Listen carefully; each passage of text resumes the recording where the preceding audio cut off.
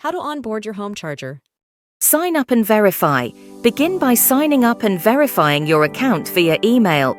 Log in through the Continue via email option.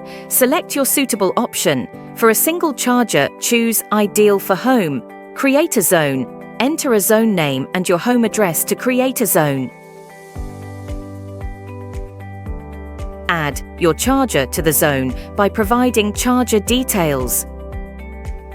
Disable restricted hours to allow charging 24/7. Add chargers.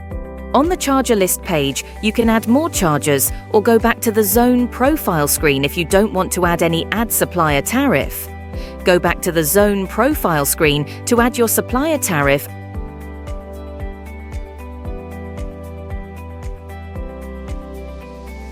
Access charger settings.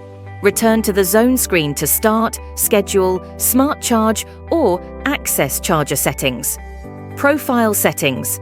Go to the profile screen to add EV and view profile settings.